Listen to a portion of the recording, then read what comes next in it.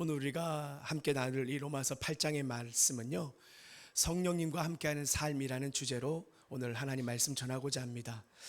여러분, 이 로마서 전체 중에 가장 중요한 장이라고 하면 바로 이 로마서 8장을 꼽을 수 있습니다. 사도 바울은 이 로마서 8장을 이해하기 위해서 1장부터 7장까지를 달려온 것입니다. 로마서 8장에 대한 많은 신학자들은 평가를 이렇게 내립니다. 성경의 가장 위대한 장이다 라는 평가들을 하는데요, 마틴 루터가 이런 얘기를 했어요. 한번 띄워보시겠어요? 로마서 8장은 복음의 정수이다. 정죄에서 해방된 성도는 이제 성령의 인도하심 아래 자유롭고 담대하게 살아갑니다. 존 칼빈도 이렇게 얘기했어요. 신자들이 여전히 죄에 시달릴지라도 그리스도 안에 있는 한 정죄는 없다. 로마서 8장은 성령의 역사로 사는 신자의 영광스러운 특권을 보여준다. 존 파이퍼라는 목사님께서도 이렇게 말씀하셨습니다. 이 말씀 함께 읽어볼까요? 시작. 로마서 8장은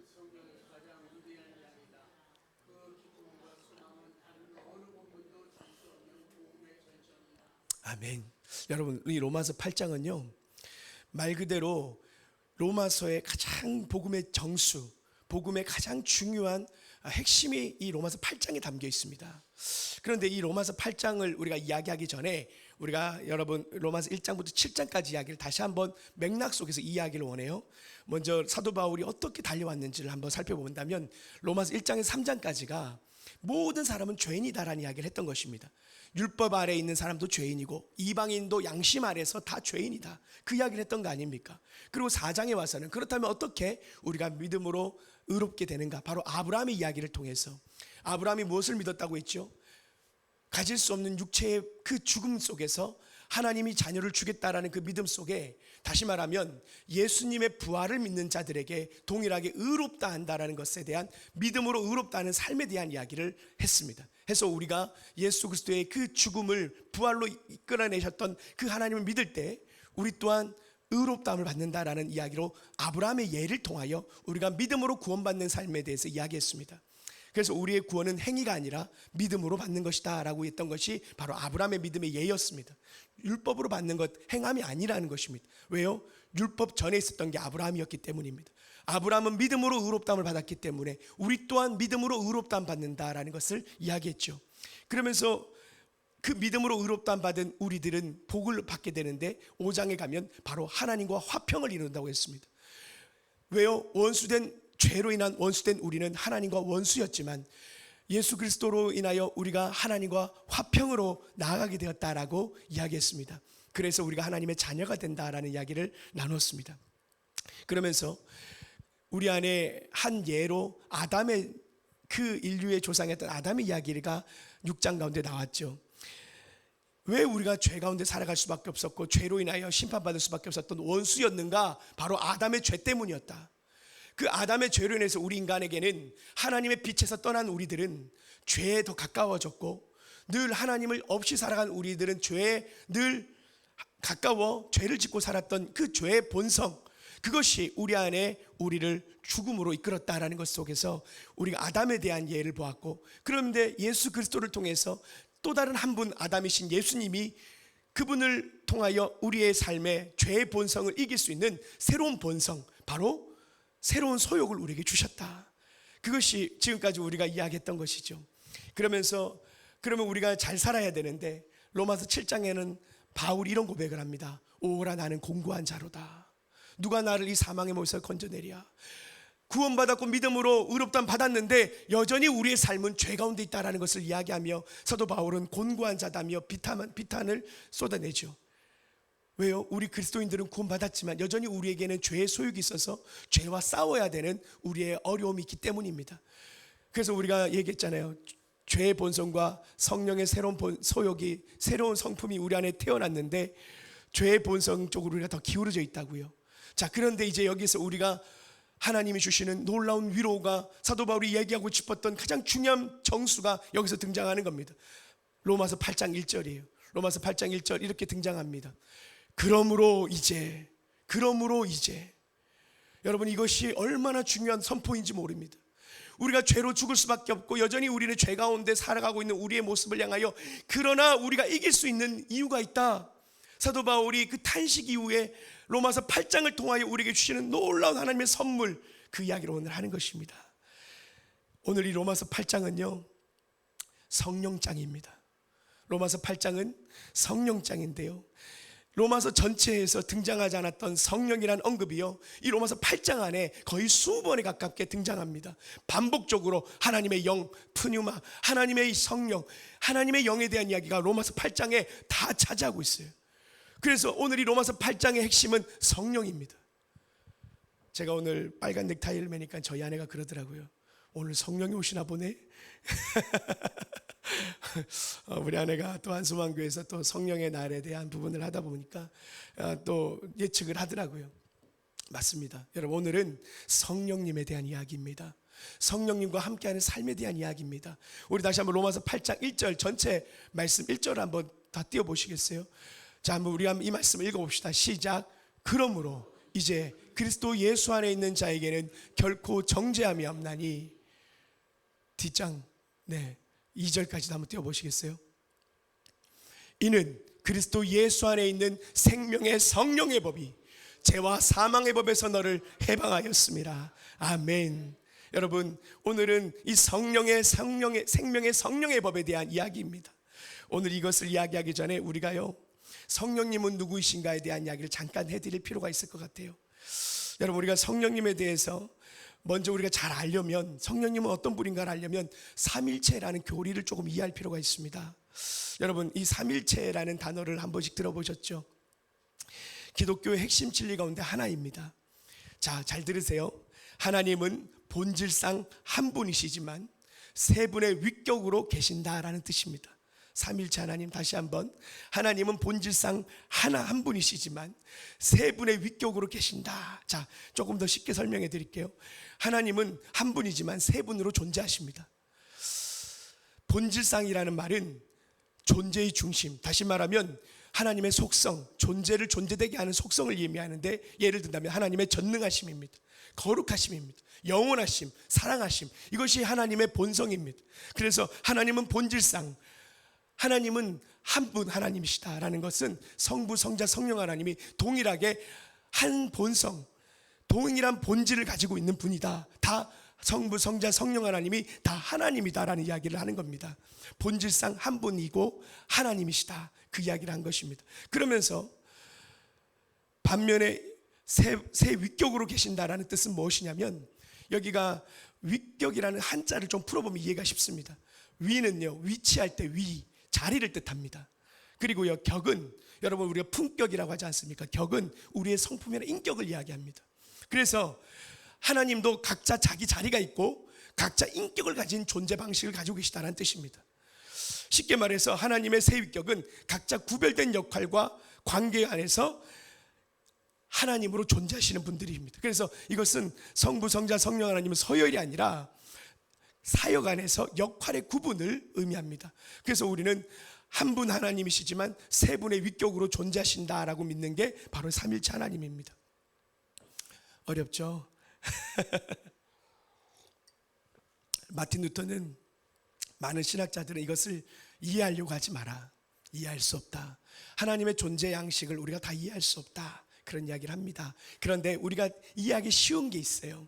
뭐냐면 성경에 나타난 모습을 통해서 우리가 하나님에 대해서 삼일체 하나님을 조금 이해할 수 있습니다. 창세기 1장 26절에 보면요, 하나님이요 구약에도요 삼위 하나님으로 계셨던 게 드러나요. 어떻게 하냐면 창세기 보면 1장 26절이에요. 우리가 우리의 형상을 따라 사람을 만들자라고 이야기합니다. 우리가 우리의 형상은 복수입니다. 하나님은 하나님의 세 위격의 존재를 드러내는 장면은 구약에도 있었다라는 것입니다. 그리고 마태복음을 보면요, 예수님이 세례를 받으실 때 하늘에서 음성이 들리죠. 이는 내 사랑하는 아들이요 내 기뻐하는 자라. 여러분, 그것은 하나님의 음성입니다. 근데 예수님이 세례를 받으시잖아요. 존재하시잖아요. 그런데 비둘기와 같은 성령께서 임재하시죠. 이게 삼일체 하나님이 드러나는 장면입니다. 그리고 예수님께서요 마태복음 28장 19절에 이렇게 말씀하시죠. 아버지와 아들과 성령의 이름으로 세례를 베풀라. 여기서 아버지와 아들과 성령의 이름이란 이 이름에는 단수를 씁니다. 세 위격이 나란히 언급되면서 한 분 하나님에 대한 이야기를 하는 것입니다.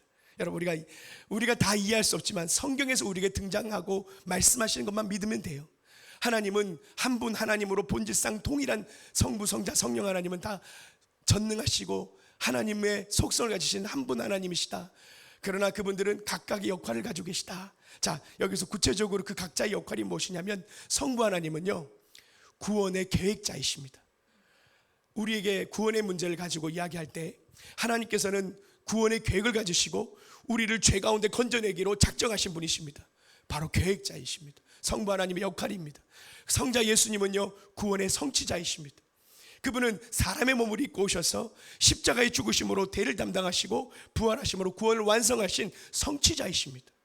그분의 역할이 바로 구원의 성취자 역할을 하신 것입니다. 그러면 성령님은요, 구원의 적용자이십니다. 성령님은 우리를 거듭나게 하시고 믿음을 주시고 우리 안에 예수님의 생명을 자라나게 하시는, 바로 우리 안에 복음의 능력을 살게 하시는 능력이 바로 성령의 적용자 역할이십니다. 오늘 이 성령의 능력, 성령의 적용자에 대한 이야기가 왜 중요할까요? 바로 사도 바울은 복음의 진리를 아는 것도 중요하지만 복음의 진리대로 사는 게 너무 어려운 거예요. 그때 우리에게 주시는 하나님의 축복이 있는데 바로 성령님이신 거예요. 성령 하나님은 우리를 복음을 누리고 살게 만들어 주시는 하나님이시다. 그분이 우리 안에 함께 하신다. 그분을 의지할 때 우리가 복음으로 승리할 수 있다. 그 이야기를 하는 것입니다. 오늘 그것을 하나씩 살펴보기로 하네요. 우리 다시 한번 로마서 8장 1절 다시 한번 읽어보겠습니다. 다시 한번 읽습니다. 시작. 그러므로. 네, 여기서 보면 그러므로 이제 그리스도 예수 안에 있는 자에게는 결코 정죄함이 없다라는 이 말씀 속에 법정에서 무죄 판결을 우리는 받았고, 우리는 확정적으로, 우리가 대법원 30이잖아요 30에 확정적으로 무죄 판결이 내려진 것 같이 하나님은 예수 그리스도 안에 있는 자에게는 결코 정죄함이 없다, 죄의 심판이 없다, 하나님의 그 선포를 먼저 이야기하십니다. 자, 그러면서 2절이에요. 이는 그리스도 예수 안에 있는 생명의 성령의 법이 너를 죄와 사망의 법에서 너를 해방하였습니다. 여기서 죄와 사망의 법은 죄의 삭은 사망이라고 했지 않습니까? 무서운 결박을 말합니다. 그런데 이에 반해서 생명의 성령의 법 이야기가 대두됩니다. 이것은 단순한 법 조문이 아니라 성령님을 통해서 실제로 우리 안에 작동하는 능력을 이야기하는 것입니다. 성령님이 주시는 생명의 새로운 능력으로 우리는 실제적인 자유를, 억압이 아니라 속박이 아니라 자유를 누릴 수 있게 되었다. 이것이 생명의 성령의 법이 우리 가운데 존재하기에 우리는 자유할 수 있다는 이야기와 함께 이 거대한 선포를 하는 것입니다. 사도 바울은 그 육신의 어려움 속에서 내가 어떻게 살아야 될까? 나는 왜 이렇게 곤고할까? 라는 그 고백 속에 사도 바울이 고백이 내가 성령의 생명의 성령의 법 안에서 나는 해방되었다라는 이야기와 함께 성령의 능력이 우리를 죄의 속박으로부터 해방시켜 준다라는 것을 이야기하는 겁니다. 그래서 로마서 8장은 성령에 대한 이야기가 20번 넘게 나오는 거예요. 여러분, 성령님이 너무나도 중요한, 오늘 우리의 삶에 동행하시는 너무 중요한 분인데 우리는 성령님에 대해서 잘 모르고 넘어갈 때가 많아요. 오늘 이 성령님에 대해서 우리가 조금 더 말씀 속에 사도 바울은 이 성령에 대한 이야기를 하고 있습니다. 우리 3절 말씀이에요. 3절 말씀 함께 읽어봅시다. 시작.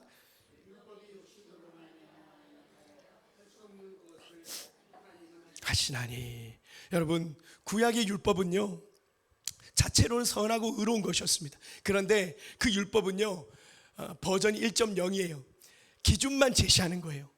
하나님의 뜻에 대한 기준만 제시하는 게 율법이에요. 그런데 하나님이 주신 선물 성령님은요 기준을 지킬 수 있는 능력을 주시는 분, 바로 버전 2.0이에요. 하나님 주신 선물에 율법을 넘어서는 업그레이드된 선물입니다.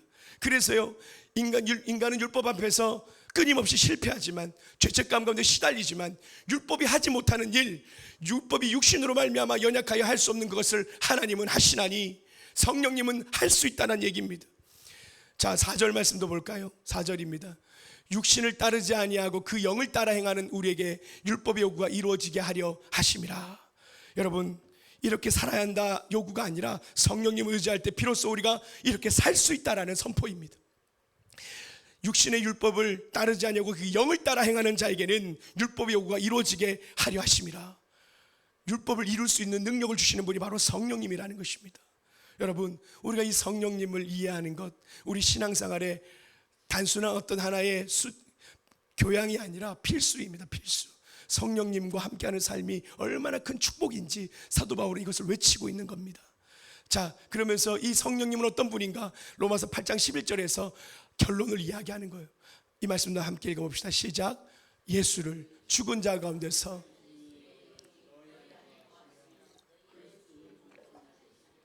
자기 띄워보세요. 예수를 죽은 자 가운데 살리신 이의 영이 바로 성령이십니다. 예수님을 죽은 자 가운데 살리신 분이 바로 성령이신데, 우리 죽을 몸도 살릴 수 있는 분이 성령이시다. 우리의 육신의 공고함 속에서 죄 가운데 살아가는 우리의 육신을 이기게 하는 분, 살게 하는 분, 바로 성령이시다. 우리가 그분을 알아야 한다. 그분이 우리에게 주신 하나님의 선물인데 우리는 그분을 잘 모르고 살아갈 때가 있어요. 그래서 오늘 본문의 말씀의 제목으로 성령님과 함께하는 삶에 대한 도전입니다. 여러분, 오늘 이 순간 이후로 성령님과 늘 동행하시는 여러분 되길 축복합니다. 그분은 하나님으로서 우리의 삶을 도울 수 있는 분이라고 이야기해요. 그래서요, 우리가 성령님이 이미 우리 안에 거하시고 예수를 믿는 자들에게는 성령의 선물을 주신다고 했지 않습니까? 우리 모두는 성령을 선물로 받았습니다. 예수님을 영접하는 그 순간 성령의 선물을 받는다고 했습니다. 우리 안에 이미 성령님이 계십니다. 해서 우리 안에 이 성령님을 우리가 어떻게 의지하고 도움을 받을 수 있는가, 그 이야기로 오늘 말씀을 마감하고자 하는 거예요. 자, 여러분, 성령님을 사모하고 깨어 기도하라. 여러분, 성령님은요, 우리가 기도할 때, 또 하나님 앞에 구할 때 인격적이신 분이기 때문에 그분을 초청하는 거예요. 성령님의 그 인격적 임재를 사모하며 기도하는 것입니다. 여러분, 기도는요, 막연한 습관이 아니라 우리가 실제로 성령님께 도움을 구하고 그분께 우리의 마음을 열어드리는 통로가 됩니다. 그래서 기도는 우리의 삶에 하나님 성령님의 도움을 요청하는 가장 중요한 통로입니다. 우리의 삶에 어떤 잘못을 인해서 수치심과 어떤 기억이 우리 가운데 있으십니까? 잊어야지 하는데 잘 잊어지지 않습니까? 그럼 이렇게 기도해 보십시오. 성령님, 제가 과거에 얽매였던 삶이 있습니다. 자유롭지 못합니다. 예수님의 피로 용서받았다는 복음의 진리가 제게 실제가 되게 해주십시오. 제 안에 자유한 마음과 하나님 죄책감에서 벗어나게 해주십시오 라고 구체적으로 성령님께 기도하는 것입니다. 그리고 우리가 습관적인 죄를 짓는 분들이 계십니까? 아무리 결심해도 자꾸 분노가 휩싸여서 자녀들에게든 부모 자녀에게든 아니면 남편에게든 아내에게든 함부로 얘기하십니까? 때로는 우리 인생의 음란함으로 인하여 인터넷 음란물 통해서 유혹 가운데 벗어나지 못하는 분은 안 계십니까? 그때 성령님께 구체적으로 기도하는 겁니다. 제 심령을 새롭게 해주십시오. 성령님, 제 힘으로는 안 됩니다. 저의 마음과 눈, 욕망을 다스려 주시고 죄와 싸울 용기와 능력을 주십시오. 성령님께 기도하는 겁니다. 우리가 이렇게 기도할 수 있어요. 하나님께도 기도할 수 있고 하나님 아버지께도 많이 기도하죠. 그런데 여러분, 구체적으로 성령님의 이름을 부르고 기도할 수 있습니다. 우리가 이런 하나님의 성령의 역할, 새 위격에 대한 이야기를 했지 않습니까? 하나님은, 아버지는 우리의 기도를 들으시는 분이십니다. 분명한 것은 성령님께 우리가 요청하고 우리에게 복음의 능력으로 살게 하시는 분은 성령의 능력, 그분의 위격 가운데 우리를 도우시는 보혜사이십니다. 그래서 우리가 더 구체적으로 성령 하나님께 우리의 삶의 연약함을 아뢰고 도와달라고 기도하는 거예요. 때로는 지혜가 부족할 때 하나님, 우리가 이렇게도 기도할 수 있지만 성령님, 제게 지혜를 주셔서 이 문제를 해결할 수 있도록 제 이 삶을 헤쳐나갈 수 있도록 능력을 주십시오. 그래서 여러분, 성령님의 그 헬라어 원어를 보면 다이나마이트, 권능, 능력을 상징하는 단어로 성령님에 대한 두나미스라고도 하죠. 여러분, 성령님은요, 능력이십니다. 그분은 우리의 삶 가운데 지혜와 능력을 줄 수 있는 분이시고 우리를 고칠 수 있는 분이셔요. 말씀드렸지만 부활의 능력, 우리의 생명을 살릴 정도로 그 놀라운 능력을 가진 분이 바로 성령님이기에 오늘 우리는 구체적으로 그분께 기도할 수 있습니다. 조금 더 예를 든다면 우리가 영적인 침체와 무기력함에 빠질 수 있지 않습니까? 그때 요즘 영적인 갈급함도 없고 기도도 하기 싫고 말씀 보기도 귀찮고 예배 가도 아무런 감동도 없는 그런 삶을 살고 계신 분이 계십니까? 그런 상황에 하나님께 진실하게 성령님께 이렇게 얘기해 보십시오. 성령님, 제 안에 갈급함을 회복시켜 주십시오. 지금은 아무런 열정도 없고 회개할 마음조차 없지만 그런 제 상태를 고백하오니 저를 불쌍히 여겨주시고 일으켜 주십시오. 여러분, 성령님께 이렇게 기도할 수 있는 것입니다. 매일매일 성령님과 동행하는 삶, 성령님, 나의 오늘 하루의 삶을 도와주세요 라고 구체적으로 성령님과 함께 살아가는 겁니다. 그래서 우리가 함께 찬양했잖아요. 성령이 계시네. 할렐루야 함께 하시네. 여러분 불러보세요. 제가 목소리가 안 나와서. 좁은 길 주의 성령이 계시네. 할렐루야 함께 하시네. 좁은 길을 걸으며 밤낮 기뻐하는 것 주의 영이 함께함이라. 여러분, 성령님은 우리에게 주신 가장 큰 선물입니다. 우리는 이 성령님을 늘 기억해야 되는데 우리가 성령님이 계신지도 잘 모르고 성령님께 도움도 잘 요청하지 못했어요. 그런데 오늘 이 본문을 통해서 우리 온전한 소망의 교회 성도님들이 성령님과 함께하는 삶을 살아가시기를 축복합니다. 여러분, 성령님을, 그분의 능력을 경험해 보시길 원해요. 우리의 삶을 고치시고 회복하시고 부활의 능력으로 모든 걸 도울 수 있는 분이 바로 나야. 나 어디 보고 있니? 나를 봐 하시는 성령님의 그 음성을 우리가 듣기를 원하는 것입니다. 여러분, 이 성령님은요, 우리가 기도 가운데도 하나님의 은혜를 경험할 수 있지만 날마다 말씀 가운데 우리가 나아가면 성령의 임재와 그 성령의 충만을 경험할 수 있어요. 왜냐하면요, 성령님은 말씀이 선포되고 묵상될 때 그 말씀을 통해서 우리 안에 역사하시고 깨달음과 회개, 결단의 은혜를 주시기 때문입니다. 성령님은 말씀의 영이기 때문에 그래요. 그래서요, 성령님을 따라 살기를 원하시는 분들은요, 말씀 생활을 등한시해서는 안 됩니다. 말씀 묵상을 통해서 우리의 마음과 생각 가운데 성령께서 우리의 생각을 정돈해 주십니다. 성령님이 주신 음성에 우리가 민감해질 수 있습니다. 그래서요, 여러분, 우리가 성령님은요, 말씀 안에서 우리를 더 풍성하게 하나님의 음성을 들을 수 있도록 해주시는 강력한 수단이 바로 말씀이에요. 우리의 말씀 묵상에 그래서 우리 마음을 드리는 겁니다. 자, 오늘 말씀의 결론을 내리겠습니다. 복음은요, 말이 아니라 능력입니다. 말씀은요, 현실에서 우리의 삶을 살아내게 하시는 그 도움 주시는 분이 바로 성령님이라고 이야기합니다. 율법은 이렇게 살아라고 명령하지만 우리를 변화시키지는 못했습니다. 하지만 성령님은 우리를 살게 하시는 힘과 능력이시다라고 오늘 본문은 우리에게 이야기합니다. 성령님은요, 매일의 순간마다 그분의 삶을, 그분의 그 인격을, 사역을 인정하고 그분께 간구하며 의지해야 한다고 우리에게 말씀하십니다. 우리는 지식으로 성령님을 아는 것으로는 부족합니다. 실제로 기도하고 말씀을 통해 그분의 음성을 귀 기울이면 실패와 좌절 속에서도 부활의 영으로 다시 일어서는 그 능력을 경험하게 될 것입니다. 성령이 함께하는 삶, 여러분, 오늘 우리가 마지막 이 말씀으로 로마서 11절 말씀 한 번만 다시 띄워주시고 8장 11절 말씀으로 확신 가운데 살아가기를 원합니다. 함께 말씀을 마지막으로 한번 외칩시다. 시작. 예수를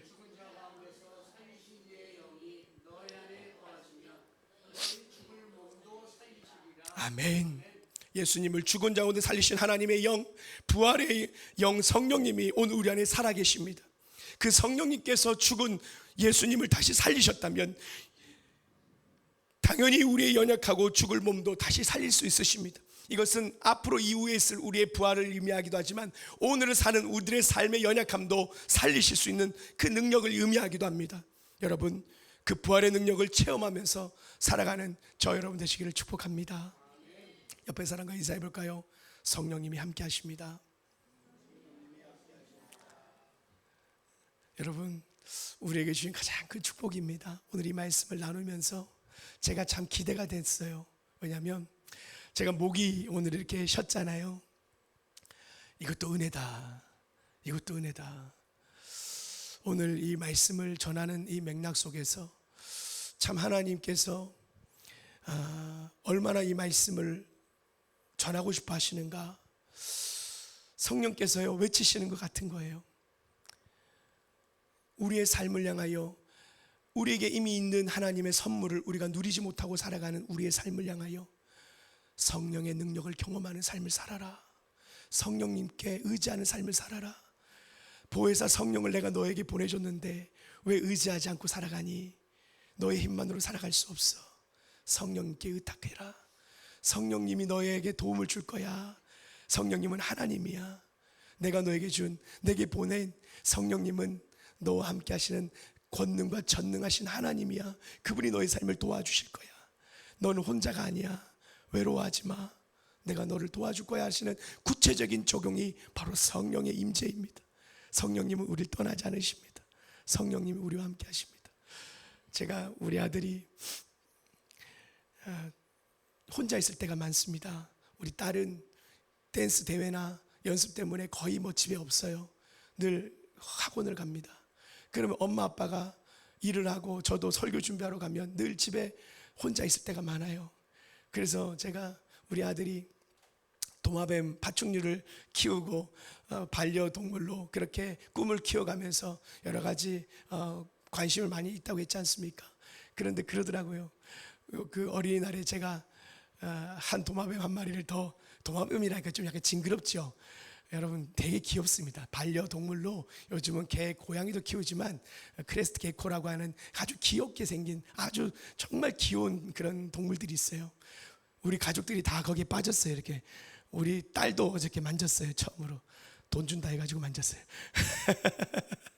그런데 우리 아들이 하는 말이 뭐냐면, 엄마 아빠가 없어서 좀 힘들지 않아? 우리 엄마 아빠 밖에 나가서 이렇게 일하고 또 말씀 준비하고 하다 보면 혼자 있을 때가 많은데, 괜찮아, 나 여기 친구들이 있어서 나 괜찮아 이러는 거예요. 외롭지 않아 이러는 거예요. 외로웠다는 거죠. 외로웠다는 거예요. 그런데 이제 그 아이들과 함께 반려동물들이 있으니까 외롭지 않다라는 거예요. 우리가 성령님이 우리와 함께 하신다는 건 이것 아니겠습니까? 여러분, 우리가 반려동물도 키우면서 외롭지 않은데 성령님이 우리와 함께 하신다라는 이 위로가 얼마나 큰 위로입니까? 여러분, 혼자가 아닙니다. 하나님은 우리에게 홀로 내버려 두지 않고 성령님을 보내주셨습니다. 예수님께서 승천하실 때 내가 가야 보혜사가 온다.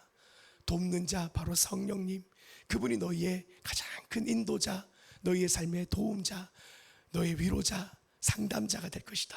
성령님을 의지하며 살아가라. 성령님과 함께하는 삶을 살아라. 이것은 주님 주신 최고의 선물입니다. 그래서 사도 바울은 로마서 이 8장에서 성령의 능력으로 내가 이제는 그리스도 안에서 정죄함이 없나니 죄와 사망의 법에서 나를 해방시키시는 분은 바로 생명의 성령의 법, 그분의 능력으로 나는 이제 자유할 수 있고 능력으로 살아갈 수 있고 승리할 수 있다. 그분이 나와 함께 하시니 나는 승리할 수 있다. 그것이 복음의 선포의 가장 중요한, 복음을 아는 것이 아니라 복음을 살아내게 만드는 능력, 그것이 바로 성령님이십니다.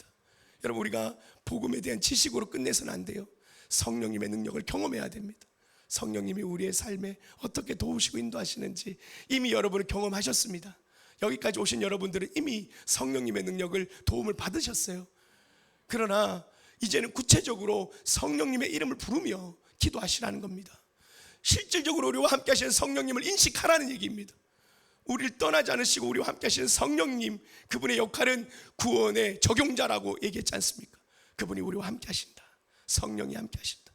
여러분, 늘 힘들고 어렵고 외로울 때마다 성령님께 기도하십시오. 성령님이 여러분의 삶을 위로하시고 능력으로 도우실 줄 믿습니다. 함께 기도하시겠습니다.